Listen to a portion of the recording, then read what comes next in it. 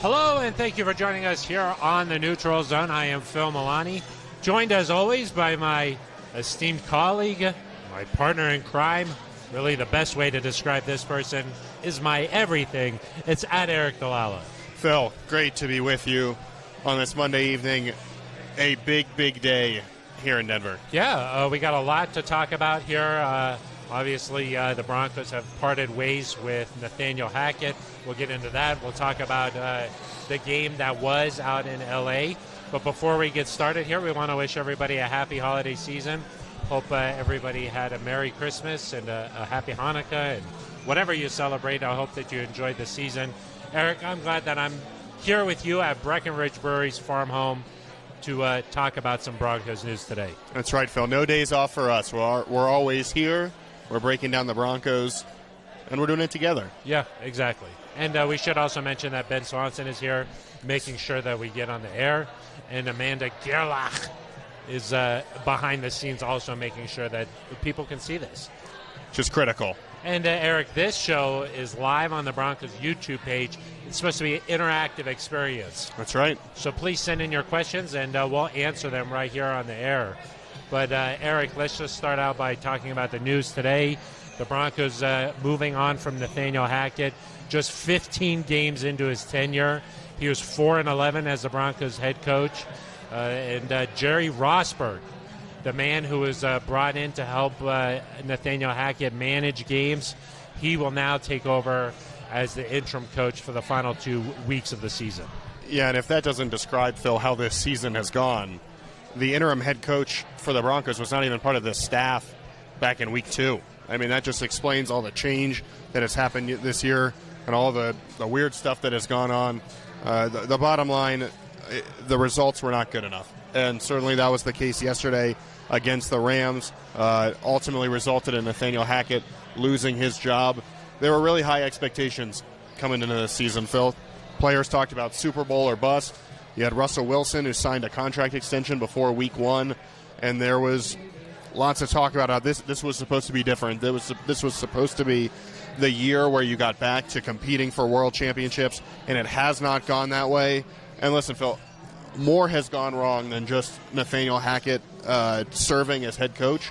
He made some mistakes, probably wasn't able to get the team to where they needed to go, but this is not all Nathaniel Hackett's shoulders. There's more that's going to need to be done, but today, unfortunately, Nathaniel Hackett loses his job because of probably a season-long evaluation that Greg Penner and the rest of the Walton Penner family ownership group have been doing. Listen, I don't think anybody's happy, and if you are happy that someone's lost their job, that's not the right tone to strike, especially along Christmas. But Phil, something needed to happen here, and this was the move. And I think, this kind of talk about Nathaniel Hackett's job has been swirling around UC Health Training Center for it feels like 2 months now, which is extremely rare for a first-time head coach. And that just kind of speaks to the expectations that were on this team, Aric. And Nathaniel Hackett, every time he was asked about it, said, look, I grew up in coaching. I know that this is a high-stakes business, and I bet you that he understood that this just wasn't good enough, especially from his perspective. But also, this team just did not perform the way that it was supposed to this year. And Aric, I think that if we go look back to the coaching process when Nathaniel Hackett was hired, there has been just thoughts of, hey, we need a young, innovative kind of guy, a guy who comes from the offensive side of the ball, a guy who's going to mix things up a little bit and have just sort of a fresh perspective here. And that is what Nathaniel Hackett brought to the Broncos. He changed a lot of things right off the bat. Training camp was conducted in a much lighter tone, a lot of short practices, not as grueling as certainly Vic Fangio was doing things. He changed the way that the staff looked. He had a coach who coached the coaches. He was doing things that people were thinking, okay, this guy's innovative. He's bringing a new approach to this. And that's what people wanted. And there was some excitement about what Nathaniel Hackett was doing. And then I think it all started that Week 1 game against the Seahawks when he decided to have Brandon McManus go out there and kick a long field goal. instead of letting Russ do something. And from that moment forward, the tone in town really changed around Hackett, at least in my opinion. Yeah, and you follow that up with a game against the Houston Texans where you have a lot of delay of game penalties, some timeout issues. You bring in Jerry Rosburg, now the interim head coach, who, of course, spent a long time with the Baltimore Ravens. You bring him in to try to fix that, and that got better. But throughout the year, Phil, there were just times where you lost games you shouldn't have lost. You know, the home game against the Colts comes to mind where the Broncos have a 98, 99% chance to win, according to ESPN's win probability. They end up losing that game in overtime. You think of a Chargers game where you just cannot find a way to score points, end up losing in overtime after a muff punt. You know, you think a loss to the Raiders at home that stands out, and then, of course, some duds against the Panthers, against the Rams yesterday. I think Nathaniel Hackett, when they brought him in, and you talk about this energy and this, and a player-friendly coach and a guy who, you know, we talk about he's gonna love you, he's gonna hug you when you make a mistake, he's gonna boost you up. I think that works when you're winning, and we talked about that all the way back in training camp. It's a pretty positive pro player sort of coach that works when you're winning. What happens when you go on a losing streak? Brandon McManus got up there in training camp and said, "Hey, how is this going to work when we experience some adversity?" And unfortunately, Phil, the Broncos, they weren't able to get out of those tough spots. A 4-game losing streak earlier in the year, a 5-game losing streak later in the year, and it just did not seem like there was enough, positive momentum to suggest that this was going to get better. And all of that removed, he was also brought in to energize an offense that is, at least so far this year, played worse than it did at any point over the last 6 years. Russell Wilson has not reached his potential that we know he can play to. And at the end of the day, if you're not scoring points as an offensive guy and you're not winning games, hard to know what you hang your hat on. Yeah, exactly. And the vibe was, hey, you had Vance Joseph. He was a defensive-minded guy. You had Vic Fangio, a defensive-minded guy. Now let's try and bring in an offensive guy to give this offense a spark, and it just never really materialized. The notion of Nathaniel Hackett and the style that he wanted to play, there was questions about that and how it would work with Russell Wilson. And, of course, Nathaniel Hackett was hired before Russell Wilson was traded for, and it never seemed like those two quite were on the same page about exactly what they wanted to do on the offensive side. Yeah. I mean, there were certainly issues, and there were times when Russ looked comfortable. There were times when he looked uncomfortable.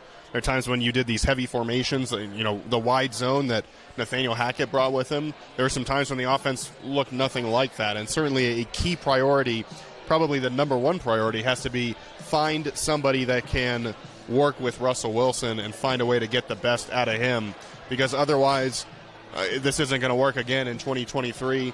I do think, Phil, the Broncos, they have to be patient. You know, Greg Penner is going to lead this search, which I think is interesting. He announced in a statement today that George Payton will assist him, but Greg Penner is going to lead it. He's going to make the decision.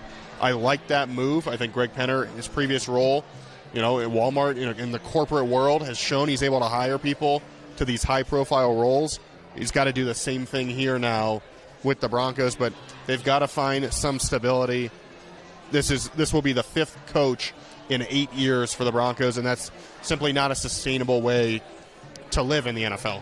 Yeah, what do you think? I know that you like the idea that Greg Penner is going to lead this search. He's sort of showing to Broncos country that, look, we're invested in this. You know what? This was not acceptable. This season was challenging, and it didn't live up to the tradition of the winning ways here in Broncos country. He talked a lot about that in his statement. Do you think, though, if you're George Payton, you're saying, look, I'm the GM, I should be the one doing this, or you think that ultimately this whole thing has to just all work together? It has to work together, and I think if you're Greg Penner, you've got to sit there and think, okay, what are people's strengths? And you look at George Paton, and you probably think he's very good at putting a roster together. He found Pat Surtain. He found Javonte Williams. He found some gems in the third round. He had a couple hits in free agency. He was able to acquire a quarterback that, we're hoping can get back to the way he played before. So you look at George Paton and you say, okay, talent evaluation, roster building, that's his strength. If choosing a head coach is not his strength, which, granted, he's only done it once. But in the NFL, you don't get swing after swing after swing. I think George Paton said when Nathaniel Hackett was hired, this will be the most important decision I ever make as a general manager. Yeah. And clearly it did not work out. And so I think it's okay for Greg Penner to sit there and say, listen, we're going to trust you on roster building. We're going to trust you on, putting a football team together. And you're going to still help in evaluating. But ultimately, we've got to let people do things that accentuate their strengths. And you can't take the chance again that a search without, because the other option, of course, is Greg and the ownership group are part of the search, but George makes the final call, or George just does it again by himself with a search committee. I don't think that's really an option. You need to have the ownership group in there. They've been invested so far. Greg Penner has shown that he's very dedicated to getting this right, and I think it's about putting people in position to use their strengths. For George Paton, that's roster building. That's getting this football team in the best possible condition it can be. But you've got Greg Penner here to help choose a football coach to work alongside George Paton. We do have some comments coming in, especially from our good friend George Stoya. We're going to get to those in 1 second. But I did have one follow-up to this, Eric. How do you think that hiring someone in the corporate world and identifying a skill set there in an interview process, how do you think that can translate to this football world? Because I do think there are a lot of similarities here. Being able to identify a personality that you want, the kind of person that you think needs to be leading the charge here for your football team. There are some crossover there, because I do think there's one notion that's like maybe, okay, well, Greg Penner isn't a football guy. He's coming from the corporate world. How is he going to make this hire? But in my opinion, it's much more than just knowing football or being a football guy. You're trying to conduct an interview for the person you want leading the way here. Yeah, I mean, this person is going to be one of the faces of your franchise. This is the CEO type person for your football team. Those are traits that you should be able to identify in an interview, whether it's business, whether it's football, whether it's anything else. Greg Penner has that experience. Certainly, I'm sure they'll interview several people, several different candidates. I would have to think that head coaching experience would be of high priority, and so I think you'll be able to get the sense, in the same way that if you're interviewing someone for a high-level executive role, how do you manage this? How do you run this business? In this case, okay, you've been a head coach before, or if you haven't, how would you oversee all areas of this operation? And these are extensive interviews, and I think it also comes down to just, in your gut, knowing who is the right person for this job. And listen, Greg Penner has been very involved. I don't fault him at all for saying, I want to be the person at the end of the day that's going to make that call. Yeah, and much just like any other job where you're hiring a high-level executive, it's about how you handle situations. That's what a head coach is. It's coming down to a lot of things like, hey, Randy Gregory is clearly emotional out on the field. How do you handle this situation? High-pressure situation. How do you handle a personality like that? Dalton Reisner is upset and frustrated on the sideline. How do you handle that situation? That has nothing to do with football, Eric. I mean, that's just how you handle crisis, how you handle big personalities. And also, I think that, Eric, a big part of being a head coach, like you mentioned, is being the face of the franchise. You meet the media 5 times a week, Eric, when you are the head coach. What you say matters up there. You're speaking to the fans directly. You're setting a tone. You're just sort of saying, look, this is my personality. This is how I'm going to run things. Those are all people skills, and I think that Greg Penner's past and his experience doing that, making those kind of hires, I think it's going to really translate to finding a head coach. Yeah, and listen, as we've said, you've got to hit on this one, because you cannot continue. I understand why they made this move, but you cannot continue to change coaches every 1 year, every 2 years, because It's just not, it's not sustainable. You can't build a roster. Correct. And you also cannot develop a culture that is sustainable. And when you look around at some of the best coaches, the most successful coaches around the league, I think of Mike Tomlin, who has not had a losing season in his NFL career and still has, or his head coaching career, and still has a chance here to avoid that. They built a culture there in Pittsburgh. You think of New England, the culture they built there. You think of Kansas City. You think of San Francisco. These teams that have had success, they have a culture that is defined. They have an identity as a football team. The Broncos have to find that, and it's got to start and end with Russ. And that culture can make up for other deficiencies. Of course. Because there's a way that you do things here. And you can win games that way. You think of Baltimore. Of course. They go through, quarterback goes down, this happens, these injuries happen. They're always at least relevant right down to the wire, and that's because they built this culture there. Right, and you need talent, you need elite talent to win a Super Bowl. But you look at these teams like, you're in the mix. Teams like New England, teams like Pittsburgh, they don't have the best roster in the NFL this year. They're still right there. And the Broncos have not even been right there. Since 2016. That's a really good when they point, went 9-7. So fans say, hey, we got to win a Super Bowl. We got to get to the AFC Championship.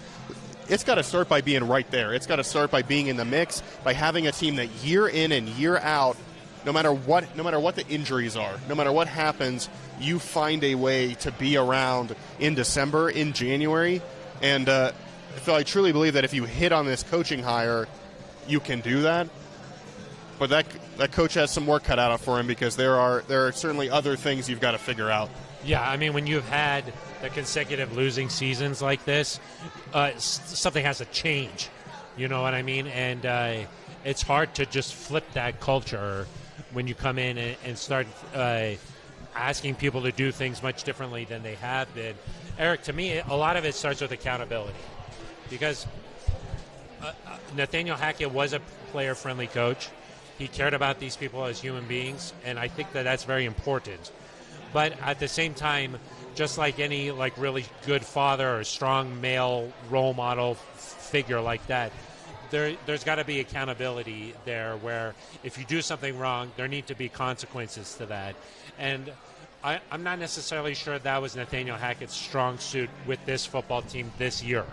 And he had a lot of challenges, with the injuries and just things unfolding the way that they did. I mean, the roster that's out there right now is nothing like what everybody was expecting this year. But to me, when I think about those cultures that you just mentioned, the Ravens, these other teams, there's a lot of accountability in those buildings, where you feel like if you don't do things the Steeler way, I'm not going to be there anymore. And that sort of pressure, or that kind of accountability is crucial, I think. I mean, think of two of the most successful head coaches in Broncos history. Mike Shanahan, obviously, and I know he was only here for a couple of years, but Gary Kubiak obviously led this team to its third world championship. Those guys, Phil, in a lot of ways were player-friendly coaches in that, Mike Shanahan would have hat day on Fridays, taking care of the guys. It was fun. It was fun. Playing football was fun. Gary Kubiak, you'd have Victory Monday. You'd say, see you Wednesday. You'd play a great game. He'd be there for you, and he'd support you. But you didn't want to disappoint those guys. Correct. And they had this respect, this cachet that they built up, and they earned, where, like I said, I don't want to let Gary Kubiak down, or I don't want to let Mike Shanahan down. It's not, hey, he's going to be mad at me.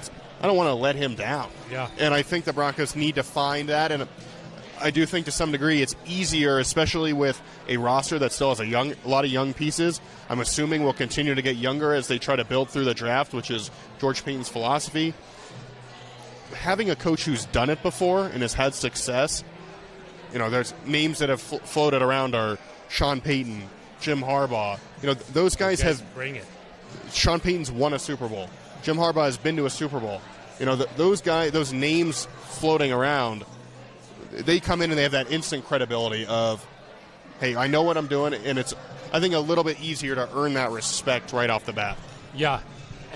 And the just previous success, no matter what level it's on, even if it's Jim Harbaugh's success at Michigan. I mean, he comes in with some cachet here, and of course he took the 49ers to a Super Bowl. So I do think that sort of figure needs to come in and be the face of this franchise. But we'll, of course, see how they progress here through the coaching search, which begins immediately. And we'll just have to see how they handle things here.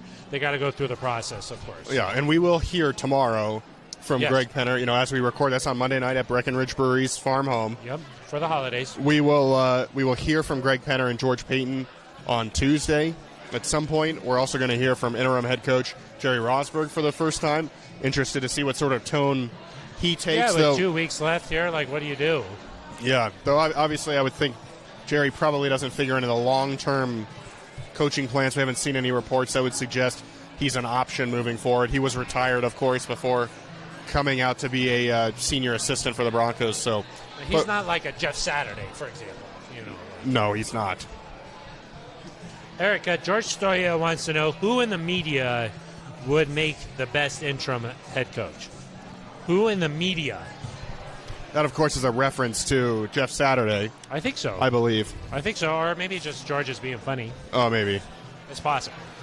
Are we talking? Person. No, he's not. He's not a very funny person. That's why I was confused. I would say, local media, you think? We're not Shannon Sharp. No. Shannon Sharp would be tremendous. Oh, I think you could do Shannon Sharp. Oh, okay. I think that would be really fun. Is Peyton Manning in the media? Kind of. He's a media. He's a conglomerate himself. Talking about football. So can you imagine if you had Shannon here and Dion up in Boulder? Now you're talking, Eric. That would be. Now you're talking. That'd be something else. Do you have to recruit in the NFL or not really? You could. I think you'd be able to start. You could. That transfer portal in the NFL, it'd be crazy for Denver. That's right. I do think that there's a lot of people on Twitter who are saying Peyton Manning. How awesome would that be? Do you think there's any chance, Eric? No, I don't think so. That would be shocking. That would be shocking. I almost think Peyton has a little bit too much respect for the game to just think that he could just step in, jump into that role. He does play a pivotal role in his kids' flag football team. Yeah, I mean he's an. That's true. He has some experience. He's got some experience there. But I would say I think. And this could always change, but seeing Peyton being at games, he's going to college game day. He's flying out to different things. Life, okay? I think he's enjoying spending time with his family. Yes, I'm not sure you're going to see him want the pressure and the hours, the 100+ hour work week. Yes, that comes with being a football coach. George Stoya says interim head coach Phil Milani. Pass. It would be nice. Pass. Could be nice, Eric. How much is Ben Swanson to blame? How much is Ben Swanson to blame for what's happening? Oh, for what's happening? I don't think that's fair to put it on Ben Swanson's shoulders. But at least, 51%? 49? So not the majority of it. All I'll say is we had to lobby really hard for Ben to stick around today. What about that one show where we tried to do it, but there was no audio? Oh, that's true. That was actually was that ahead of the Rams game? No, that was ahead of the Cardinals game. Oh, makes you think. Huh. Makes you think. Maybe we should do fewer shows. Maybe it makes you think. Several people have commented and said Mark Schlereth. That would, of course, be very similar to the Saturday. Quite similar. Very, I would say very. Quite or very? I like quite. Yeah. Greg Norman, the Shark. Whoa. The Shark. Welcome. Hey, thank you very much for watching. Appreciate that. Wow. Do these two guys count as part of the media? If so, I'd consider the guy in the white on the left. He seems to know more than the orange sweater guy on the right. Well, this is a red sweater, isn't it? Who's Greg Norman? This is orange, man. It's burnt orange. Burnt. It's burnt. What do you think about that? That kind of... Stoya says... me, but yeah. Maybe a good fan poll. Either I would do a better job, or you would. Should we do it? Just like sort of an Elon Musk situation. Exactly. Here? We'll listen to the results. Yeah, exactly. Now I don't know if Greg Penner will listen to the results. Well, maybe whoever wins, they can just stay on the show. That's too high stakes for me. Too high stakes. I can't leave this. This is all I have. Laszlo says Aric for GM, Phil for head coach. I can handle that. You would be okay with that? Yeah, I'm more of a behind-the-scenes type of guy. You got the hair to be out front on the sidelines. So do you. I mean, you got the... Would you do like a Jimmy Johnson, kind of you just sculpted, like it's not moving? Or do you like you like it when it gets like a little... Well, think of like there? the wind in some of these games. Yeah. You got to be careful. You're in Buffalo. You know, it's snowing. Are you wearing a hoodie? Are you wearing the earmuffs? What are you doing? No sleeves? I think you got to look good. Cut off sweatshirt. If you ask me. Look good, feel good, coach good. That's what they say. So, Michael Fratty says it's a cooked orange sweater. Thank you very much. Yikes. I think that's better than burnt. Yeah, Cooked? it's cooked. It's medium rare. It's true. Are you more of a rare guy? You're more of a rare. Cooked is bad, I thought, right? Cooked? Yeah. Well, you want to cook.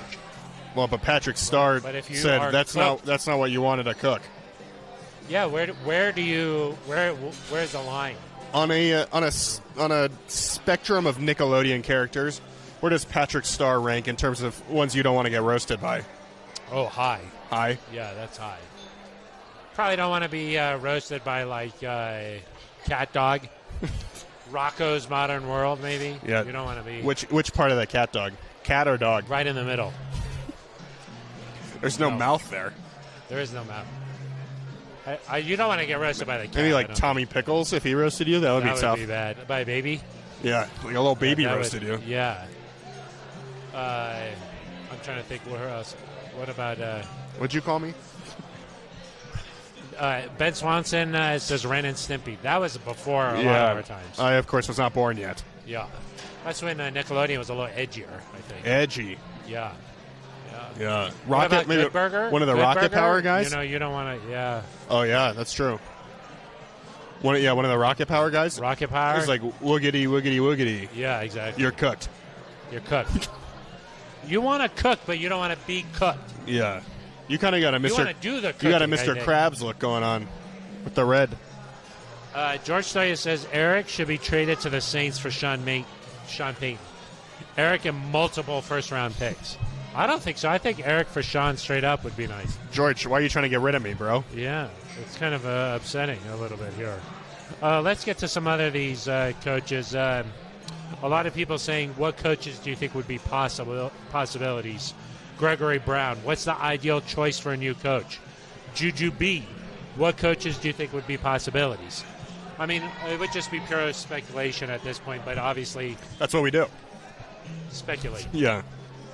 Speculation Sean nation. Payton's name, obviously, is the big one just because he's won a Super Bowl. He's come out and talked about how he's interested in possibly getting back into coaching. It should be noted that Sean Payton has been tied to Vic Fangio in recent days. That's true, as wanting him to be a defensive coordinator. Yeah, wanting Vic as his defensive coordinator. That's perfect. He's very familiar with the area. I have a hard time believing that would happen here. He's probably already got his favorite restaurants. We know he does. It's like a little Italian place in a kind of a development. His meatball recipe. We know all these things. That's true. It would be seamless. Sean Payton, of course, is going to demand some sort of draft capital be sent to the Saints, which I think makes it a little tricky for a Broncos roster that has holes in it. But, of course, you've got to explore all options. We mentioned Jim Harbaugh as a reported possibility. He's a guy that has drawn a lot of NFL interest. Frank Reich from the Indianapolis Colts fired this year, but he's done some good things with, gosh, you think the Broncos quarterback situation has been poor.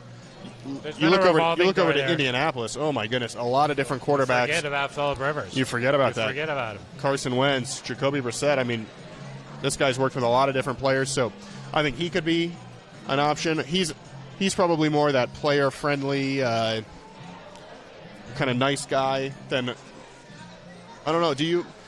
What's interesting to me, Phil, is teams, when they make a change, they tend to go opposite. So last year you had Vic Fangio, he was gruff. Not in a bad way, but he was just gruff. Yeah. Some people would say grumpy, but I like grumpy, so yeah. I align with You're that. like, yeah. Stern. So they go and they find Nathaniel Hackett. He's energetic. He's lively. He's bouncing off the walls. You know, the Broncos now have gone 3 consecutive first-time head coaches. That makes me think they're going to switch over to an experienced head coach. And it also makes me think that probably someone who can put their foot down a little bit and say, hey, this is how we're going to do things around here from now on. I think that is a huge thing that this Broncos team needs. Ultimately, whatever happens, a little bit of a wake-up call, I think, would be good. And whatever happens, the new head coach and Russell Wilson need to be like us. They need to be each other's everything. They need to be able to just flow, you know? Like we finish each other's sentences, you know, like that kind of stuff. That's what it's got to be. Yeah, right. That's what it got to be like. That's the number one thing that the the Broncos need in a new head coach. Yep. See, that's what they need. And I think that somebody who's just like, this is our offense. This is what's happening. We're running these plays. This is going on. It's a big part of it, I think. Well, I just think there's all sorts of questions to answer. You've obviously seen, we've read all the stories about the office and the extra people around the building, and people have done interviews with the private quarterbacks coach that Russ works with. I mean, all of those things, I think you just got to be a new head coach has to have a plan with all of that, I think. Yeah, and that kind of gets to Vicky's question here. Vicky, thank you very much for the question. Fangio?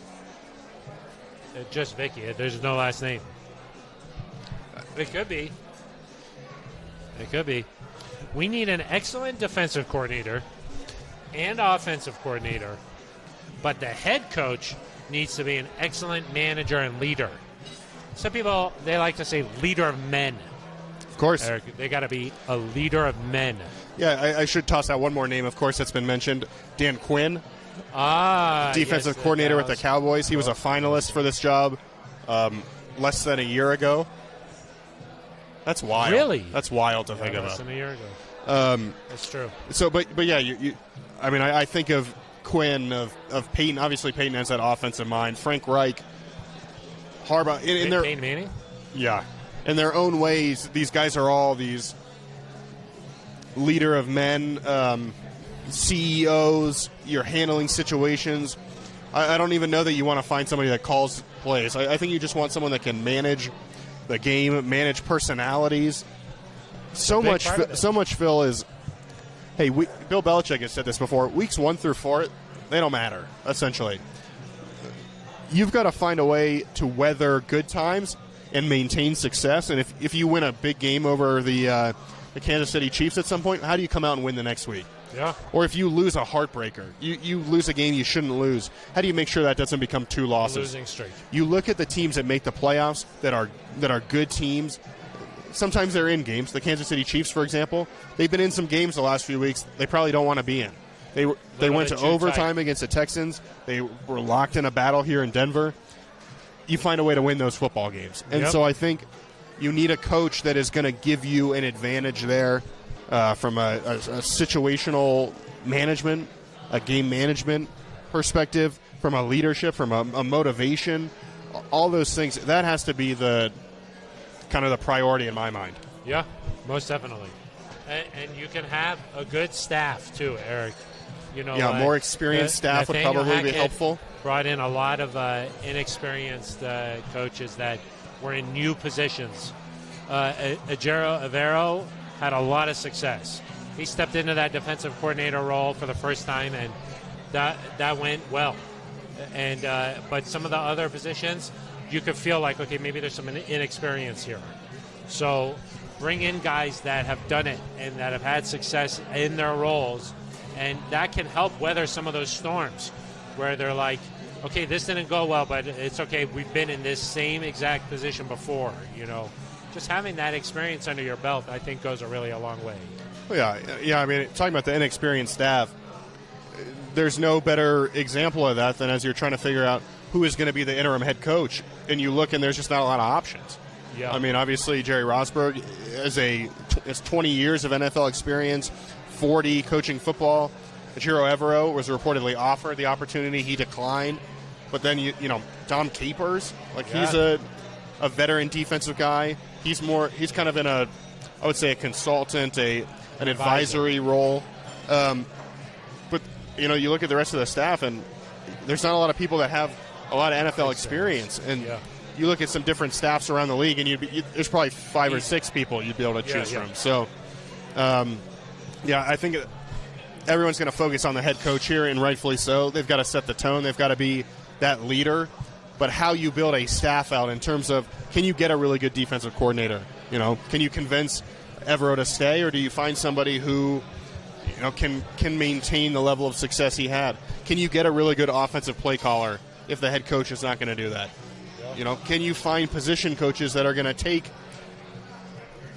a young offensive line for, like, think of the impact Mike Munchak had when he was here. Yeah. You've got to find guys that can develop talent and help you out in tough situations, and so that's got to be a priority as well. Like, you kind of think about the staff that John Fox built when he came here, and when the Broncos were really rolling there. He sort of managed the team. He had Jack Del Rio as a defensive coordinator, and initially a Mike McCoy as the offensive play caller, and then an Adam Gase.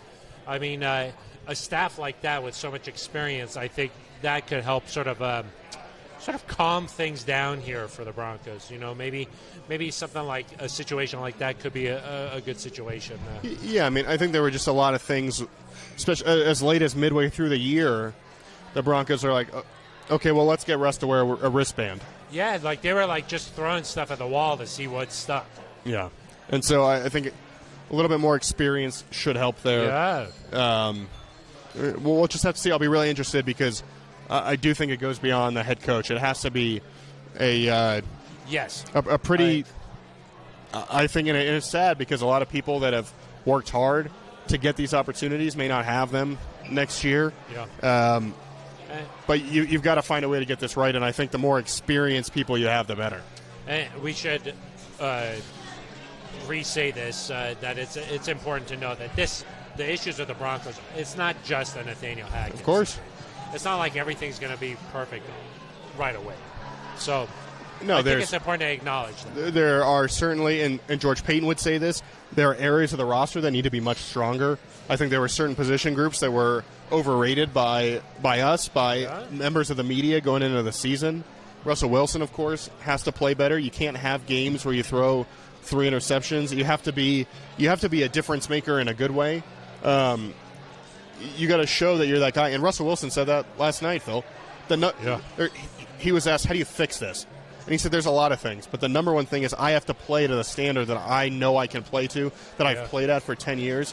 And for whatever reason he has not done that this year for much of the year, he's got to find a way to do it. Yeah. And so that's why, too, as you're going through this coaching search, you might have to sell the job a little bit. You might have to say, hey, I know there's some apprehension. I mean, you listen to some of the national networks today, they're saying already this is the worst job that's available. I mean, you're going to have to do some, in this interview, that's where George Payton and Greg Penn are, you're not just interviewing the candidate, you've got to help them believe in the vision here and how you're going to get this right. Yeah, that's what Greg Norman says. Unbiasedly, how do you think the Broncos vacancy compares to some of the ones that we already know about? The Colts are going to have a vacancy there. The Panthers have a vacancy. Ultimately, whoever comes in is going to have to think that Russell Wilson can get back to his all-pro status. Yeah, I mean, so those vacancies, they're in easier divisions. I think that's I don't think there's a question about that. I think it's easier to go to the Carolina Panthers and win. Of course. And I wouldn't be surprised if Steve Wilkes keeps that job there as the interim. Possible, yeah. He's doing a nice job. Ben Swanson is stumped for him. He wants him to keep that position. He's really been out there. Yeah. You look at the Colts. You're in a division where the Titans, it seems like, are going to be in a little bit of They're in transition. Say that. Jacksonville looks a little scary, but otherwise you should have a chance to compete there. Whereas, Patrick Mahomes isn't going anywhere. Justin Herbert's not going anywhere. There's already rumors that Tom Brady might go to Vegas next year. I mean, yeah. This is it's going to be a tough ask, but I think you're right in that if you can find a coach that believes we can get Russ right, then Russ is far and away the best quarterback at any of these potential openings. Yeah. Because, I mean, it's at this point it seems pretty safe that Brandon Staley is going to hang on in L.A. It looks like they're on track to make the playoffs, but I mean, I would take Russ still over whatever's going on in Indy. Now, the difference is that if you're a coach and you want some time, some of these teams are going to have really high draft picks where they can go Broncos take their own quarterback. The Broncos, of course, the Niners have decided they're just going to win every single game they play ever again. That's sort of a Christian McCaffrey situation going on there. Just his hometown team. Brock Purdy. Brock Purdy. Somehow. But I do still think if you believe you can get Russell Wilson back to the level he played at, or even anywhere close to it, you're going to be okay. Yeah. And I think the good thing with coaches, too, Phil, is a lot of them have a certain confidence. I can fix this guy. A good ego. It'll be fine when I get there. Yeah, I know what I'm doing. And so I wonder if the concerns about, hey, is this a good job? Are people going to be afraid of this place? I think those might be a little bit overblown. This organization, of course, has as many, if not more, resources than any franchise. You've shown you have an owner who is not going to, meddle in football decisions, but, he is invested. Hold a standard, yeah, exactly. He's invested. He's going to have a standard. Yeah. You've got a GM who is very well respected across the league. You've got a facility that's stacks up with the best of them. So there's still a lot of good things going here, and everyone's written Russ off. But I do think, listen, the switch flipped quickly to where it is this year. It could switch just as quickly back the other way, and you could be in a better spot. And it's possible that Russ coming in, there's a lot of pressure on his shoulders. He feels like he's got to live up to this big contract he signed. It's possible that he's pressed a little bit here. Maybe just being here for his second year, he could just calm down a little bit and just play the way he knows how to play. I would imagine the Broncos are not going to be in 7 standalone games next year. I don't know what the prime time is going to look like, but I think there's going to be a little less attention on the Broncos next year. They'll get a Thursday night. I would think they'd still – you've got to give them at least one other. But I would think – this team was just under the microscope from the very beginning. They talked about Super Bowls. They talked about winning world championships, hosting an AFC championship, winning the division. I think if you just take a step back, you get back to work, you get out of the spotlight a little bit. I'm not saying the Broncos are going to go 15-2 next year, but I think you can get back to a place where it's much closer to what you expected when you traded for Russ. And Nassau is working on the offense. Yeah, what do they do now? Now they're trying to go back to the moon. They got back to the moon and stuff. Yeah. Greg Norman has really been bringing the questions here, and we only have like a few more minutes left in this show. So Eric, let's keep this one nice and tidy. Oh, sorry. Okay. No. Just tell me I'm talking too much. You're passionate. I love it. He essentially is saying, what is the benefit to making this move now and beginning a coaching search in Week 16? Versus just at the end of the season. What's the benefit here? Well, twofold. They changed a rule last year where you can now start interviewing candidates with 2 weeks to go in the season. You can set up, I think it's via Zoom, you can set up interviews with, if it's a coordinator for another team, a quarterback's coach. Obviously, guys like Sean Payton, Jim Harbaugh, this doesn't really apply to them. The second thing to me, Phil, is the standard. And there were some losses this year that were bad, but last night just fell below the standard of what you should expect for this organization. It's a 3-time Super Bowl winner, one of the most successful franchises in NFL history. And last night, between the way you lost and, in my opinion, the extracurricular stuff, the shoving on the sideline, the punch that's gotten Randy Gregory suspended for a game, the throw in the helmets. Can't have that. That, to me, showed that this cannot go on for 2 more weeks like this. We got to say right now this is unacceptable. I agree. Brandon Walker says, what do you expect from Russ now? Will things change these last 2 weeks here with this change here? And then it kind of ties into another one from Greg Norman. Greg, thank you. Wow. The shark is coming. He's swimming. He's hungry. Biting. Yeah, he keeps biting. Do you think they should think about maybe not playing Russ these last 2 weeks of the season? Yeah, I'll be that's something I'll watch carefully. That's one of the things that I'm sure will be asked of George Payton probably tomorrow in the presser is Russ going to play the rest of the season? And if so, why?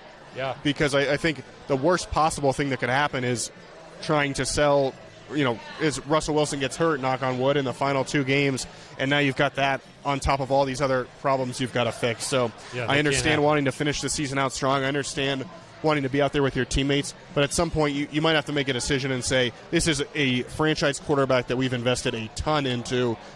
We can't take that chance. Also, he's just been getting beat up. I mean, he sacked six times yesterday. Almost every single game he gets sacked 6 times. So just take it off him. Let him mentally recover. Let him physically recover. Let Brett Rippon play these last years. That's what I would do. Yeah. We'll see what happens. They'll be like, well, let's just see if these two can mesh or this kid or that. There's no benefit there. Right. Before Nathaniel Hackett was let go, you could say, hey, if the Broncos score in the 20s a bunch, you can see there's progress. There's none of that now. No. You're going to potentially probably play an entirely different offensive system next year. So and Russ won't like that. Yeah. But I think at some point you've got to step in and say we're going to protect Russ from himself. We're going to do what's best for the long term. It's not just Russ, Phil. I would consider, anybody that's dealing with something. Yeah. Don't try and push through. You don't need to do that. I agree. I think now it's just let's just get to the off season. Yeah, let's try this out. Okay, well, that's been a lively show here. There is one last really important question here, and that's from Michael Mercier. Wow. Merci. Phil, what are you drinking? Is it coffee? Oh. No, this is called a Holiday. Who's Dale? It's a Christmas beer that they make, and then it's aged, I believe, in a bourbon barrel. Drink this for 6 weeks. You can just drink it, for a long time.